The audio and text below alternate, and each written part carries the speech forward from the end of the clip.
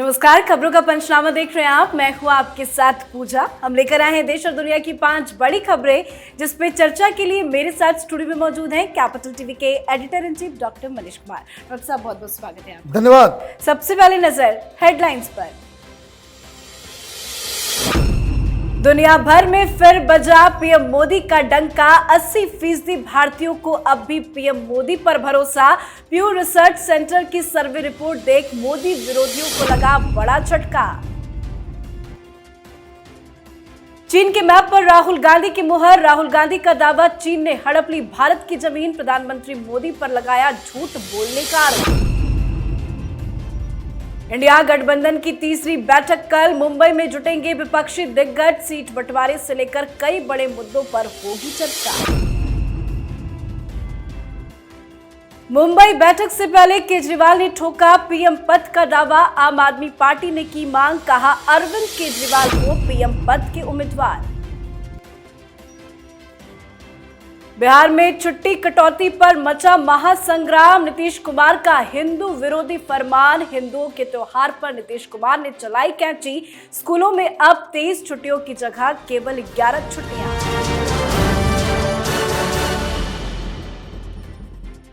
आज खबरों की शुरुआत में सबसे पहले बात प्यू रिसर्च सेंटर की सर्वे रिपोर्ट पर, जिसके सामने आने के बाद मोदी विरोधियों को बड़ा झटका लगा है।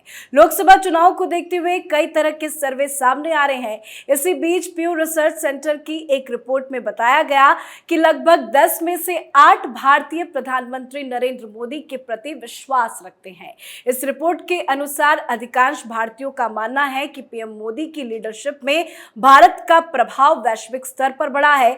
80% भारतीयों को अब भी पीएम मोदी पर ही भरोसा है और 68% भारतीयों ने यह माना है कि दुनिया में भारत का प्रभाव बढ़ा है। पीएम मोदी का डंका विश्व में बज रहा है। पीएम मोदी की तो पॉपुलैरिटी लगातार बढ़ती जा रही है। क्या करेगा ये मोदी विरोधी गुट? भाई, ये तो प्यू की रिसर्च रिपोर्ट को पढ़ेगा और अपने सर को पीटेगा।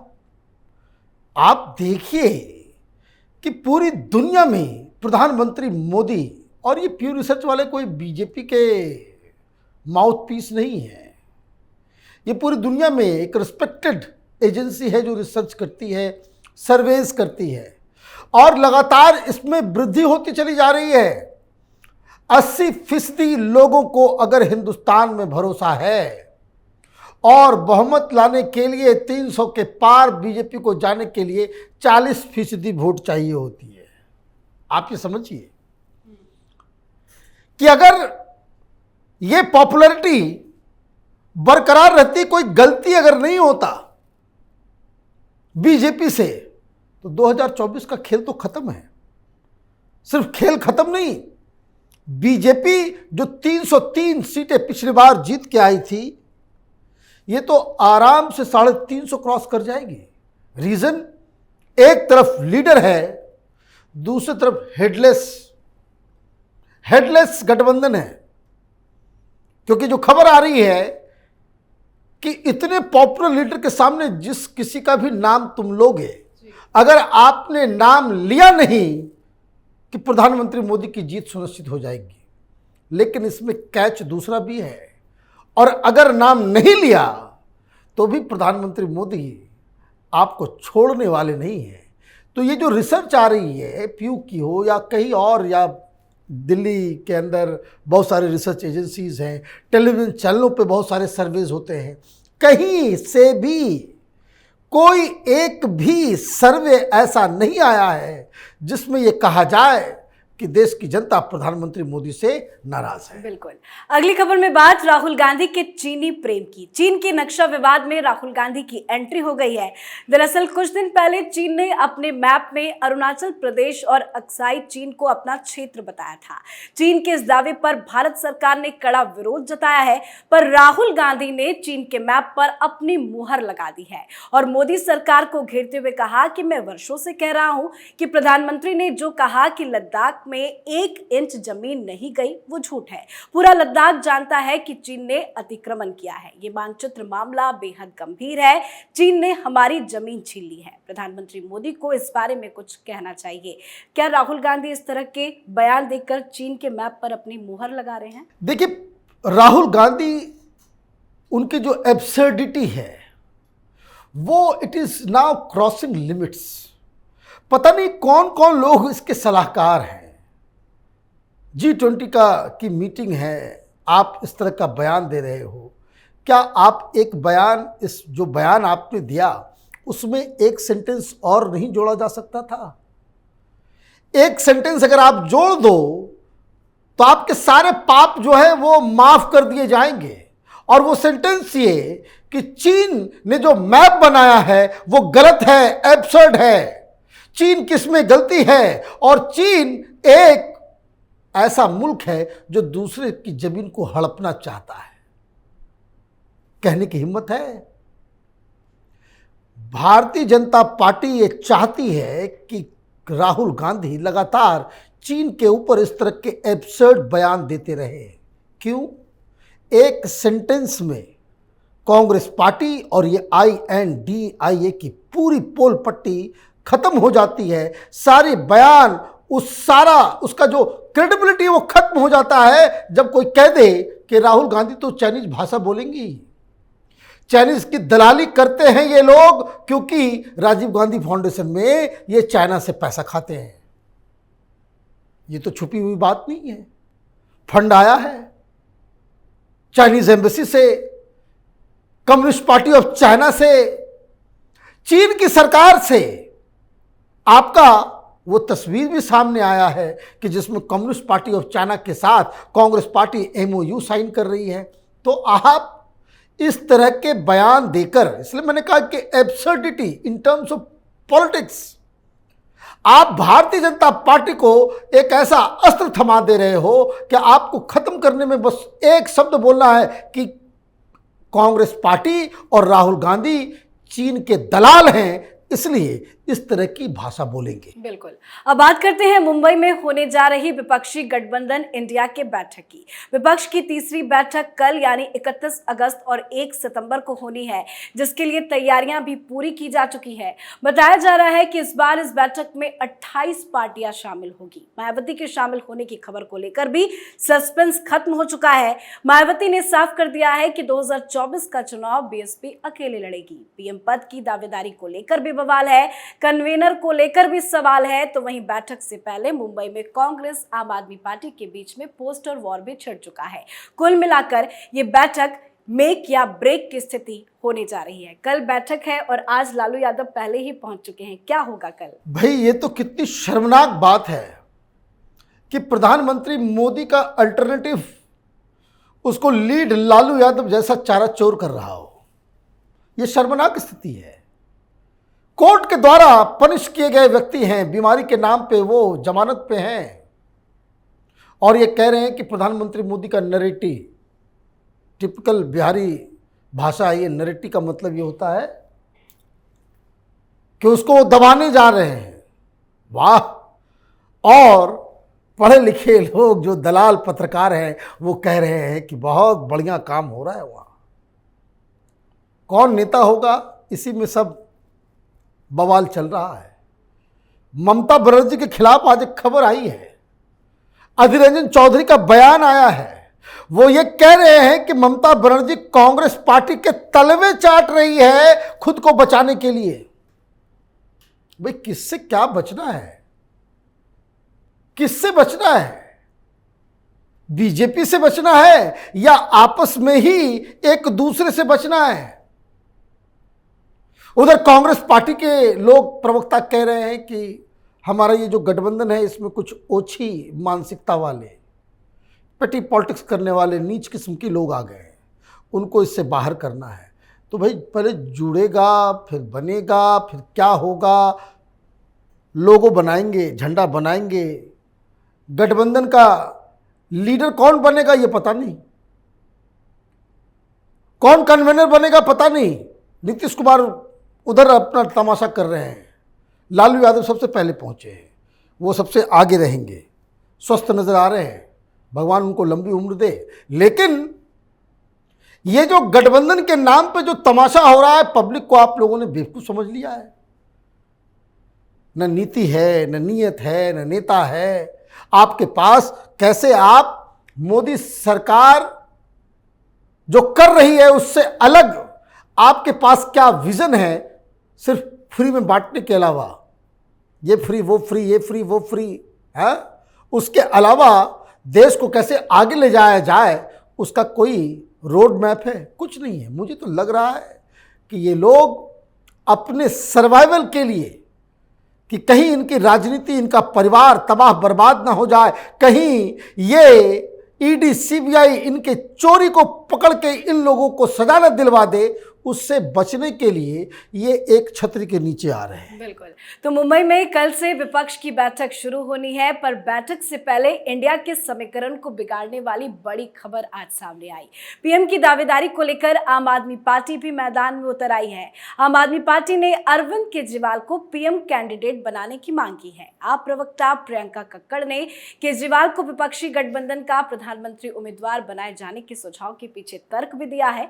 उनका कहना है कि लोगों के मुद्दों को अरविंद केजरीवाल उठाते हैं और सत्ताधारी दल के लिए एक चुनौती के रूप में उभरे हैं। इस तरह के बयान दिलवाकर केजरीवाल क्या संदेश देना चाहते हैं? देखिए, केजरीवाल सत्ता लोलुप व्यक्ति है, पावर हंग्री पर्सन। और राहुल गांधी की एक पोस्टर आ गई।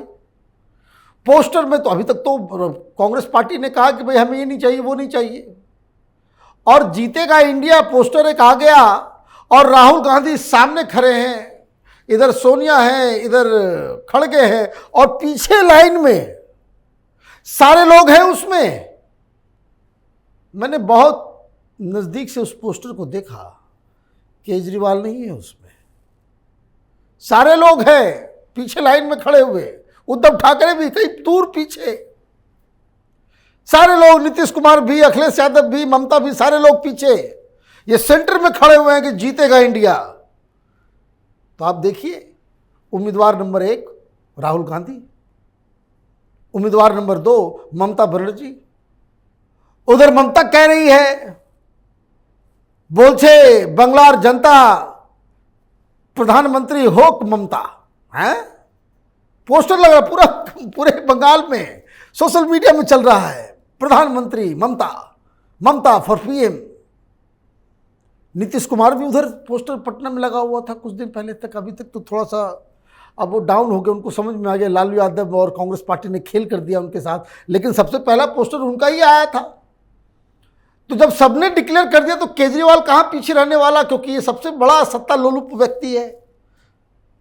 तो अपने नेशनल स्पोक्स पर्सन को आगे भेज दिया कि कह दो प्रधानमंत्री तो होंगे तो अरविंद केजरीवाल, दुनिया हिंदुस्तान को नंबर 1 कंट्री ही बना सकते हैं। तो ये सारी चीज़ें हो गई। लेकिन मुझे लग रहा है कि केजरीवाल को सडनली ये रियलाइज़ हो गया, क्योंकि कांग्रेस पार्टी के तेवर को देखते हुए फौरन, तो जैसे वो पोस्टर्स वगैरह पर नज़र गई होगी कि केजरीवाल पोस्टर से ही गायब है, और मैडम श्रीनेत्र जो हैं कांग्रेस पार्टी की प्रवक्ता, उन्होंने कह दिया कि हमारे बीच कुछ छोटी सोच वाले हैं, तुच्छ राजनीति करने वाले लोग आ गए हैं, उनको बाहर निकालना है। और पोस्टर में केजरीवाल गायब हो गया। तो इनको लगा कि भाई मुंबई जाने से पहले कहीं खेल ना हो जाए, आतिशी मार लेना को उतार दिया मैदान में। कहा कि नहीं वो नहीं बनना चाहते। अरे बनना नहीं चाहते, ये अचानक से रियलाइज हो गया। जेल जाने से पहले जब मनीष सिसोदिया प्रेस कॉन्फ्रेंस कर रहा था गुजरात के चुनाव के बाद, तो उसने क्या कहा था, गुजरात में चुनाव हारा ये लोग, लेकिन 6% से ज़्यादा वोट आए तो उसको नेशनल पार्टी का दर्जा मिल गया। तो मनीष सिसोदिया, संजय सिंह सब मिलके इन लोगों ने प्रेस कॉन्फ्रेंस किया था कि लोग पूछ रहे हैं कि 2024 में मोदी वर्सेस हु। आज जवाब मिल गया, आम आदमी पार्टी नेशनल पार्टी बन गई, अब मोदी वर्सेस केजरीवाल होगा। और आज ये नटवर लाल छिपकली की तरह रंग बदलते हुए ये कह रहा है कि हमें बनने की इच्छा नहीं है। ये सब शातिर लोग हैं, इनके बस का कुछ नहीं है। अकेले ये प्रधानमंत्री मोदी से लड़ नहीं सकते, और इसलिए ये तमाशा चल रहा है। कल का इंतज़ार कीजिए, बड़ा बड़ा बवाल होगा वहां। जी, आज की आखिरी खबर में बात नीतीश कुमार के हिंदू विरोधी फरमान की। नीतीश कुमार ने बिहार के सरकारी स्कूल में हिंदू त्योहारों पर मिलने वाली छुट्टियों पर कैंची चला दी है, जिसके तहत अब स्कूलों में 23 छुट्टियों की जगह केवल 11 छुट्टियां दी जाएंगी। राखी, दशहरा, दिवाली, छठ की छुट्टियों में भी कटौती की गई है। छुट्टियों की संख्या कम करने के फैसले को लेकर नीतीश कुमार की जमकर आलोचना भी हो रही है। सुशील मोदी ने इस फैसले को हिंदू विरोधी मानसिकता का परिचायक बताया और फैसला वापस लेने को कहा। तो वहीं गिरिराज सिंह ने कहा कि कल संभव हो कि बिहार में सरिया कानून लागू कर दिया जाए और हिंदू त्योहार मनाने पर रोक लगा दिया जाए। ये कैसा हिंदू विरोधी फरमान है नीतीश कुमार का? बिल्कुल ये एंटी हिंदू है। और ये मैं साफ साफ बता दूं, ये मुसलमानों को खुश करने के लिए तुष्टिकरण की ये सबसे घटिया किस्म की राजनीति है। मुस्लिम वोट छिटके ना, ओवैसी ना ले जाए, आप इस तरह की गंदी हरकत करेंगे? कोई लॉजिक दे सकता है? और अभी तक अगर ये गलती हुई है तो शिक्षा विभाग का जो सचिव है के मिश्रा या के पाठक या कोई भी हो, उसको सस्पेंड क्यों नहीं किया गया जिसने ये आदेश निकाला है? तमाशा बना करके रखा हुआ है। आपने 23 दिनों की छुट्टी में सिर्फ हिंदू पर्वों को ही साइड किया, पहली चीज एक। और ये पूरे साल के लिए नहीं है, ये दिसंबर तक जितनी छुट्टियां हैं उसमें 23 अभी तो हिंदू पर्व त्योहार शुरू ही हुआ है। ये भादो सावन खत्म होता है और शुरू हो जाता है। तो आप ये देखिए कि इन्होंने क्या किया, 23 से घटा करके 11 कर दिया और जो 12 दिन जो काटा गया वो सब हिंदू पर्व। कोई ये लॉजिक बताएगा? ये सेक्युलरिज्म का कौन सा नशा करते हैं ये लोग कि आप गुरु नानक जयंती की छुट्टी को आपने खत्म कर दिया। आपने भगवान श्री कृष्ण की जन्मदिन पे जो जन्माष्टमी होता है उसकी छुट्टी आपने खत्म कर दी। ये हिम्मत कहां से आई आपको? और आपने मोहम्मद साहब के जन्मदिन की छुट्टी को बरकरार रखा। मैंने कोई दिमाग में गोबर भर गया इन लोगों के? भाई जन्मदिन ही रखना है। आप गुरु नानक के, भाई सिखों से के लिए गुरु नानक से तो बड़े कोई नहीं। और मोहम्मद साहब के जन्मदिन को आपने छुट्टी रखा। कभी जाना भी ये सेक्युलरिज्म का ये जो नशा करते हैं ये लोग कि दुनिया के किसी भी इस्लामिक मुल्क में मोहम्मद साहब के जन्मदिन के ऊपर छुट्टी नहीं होती। चाहे सऊदी अरब ले लीजिए, टर्की ले लीजिए, चाहे आप यूएई ले लीजिए। ये जालीदार टोपी पहन करके जरूरत से ज्यादा सेकुलर होने वाले नीतीश कुमार आपने खत्म कर दिया।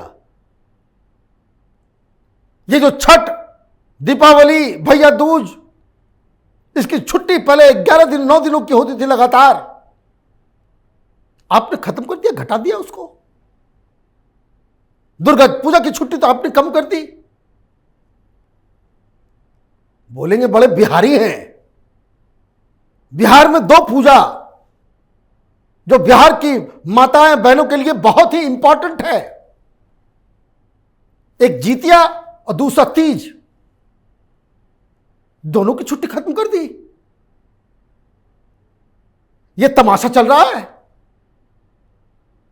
दिक्कत क्या है? हिंदू समाज ये देखिए जाति जनगणना करेंगे ये लोग। ये हिंदुओं को तोड़ के वोट बैंक की राजनीति करने में ये जो हिंदू समाज ही इन लोगों को प्रोत्साहित करता है। ये नीतीश कुमार, लालू यादव के सही चरित्र को लोग नहीं जानते। चुनाव जीतने के लिए ये लोग अपना धर्म परिवर्तन कर ले, ये इस तरह के लोग हैं। और इस तरह के फैसले के ऊपर अगर बिहार की सरकार माफी नहीं मांगती है तो ये कहा जाएगा ये नीतीश कुमार के दिमाग की शैतानी है। जी, बहुत बहुत धन्यवाद समझाने के लिए। धन्यवाद। तो खबरों का पंचनामा में आज के लिए फिलहाल इतना ही। पर आज अपने शो ब्लैक एंड व्हाइट में हिंडनबर्ग अडानी रिपोर्ट पर मचे बवाल के बीच में एक बड़ा खुलासा करेंगे। तो देखना ना भूले ब्लैक एंड व्हाइट और देश विदेश की बाकी खबरों और उनके सटीक एनालिसिस के लिए देखते रहिए कैपिटल टीवी। हमें लाइक कीजिए, शेयर कीजिए और कैपिटल टीवी को सब्सक्राइब कीजिए। नमस्कार। है।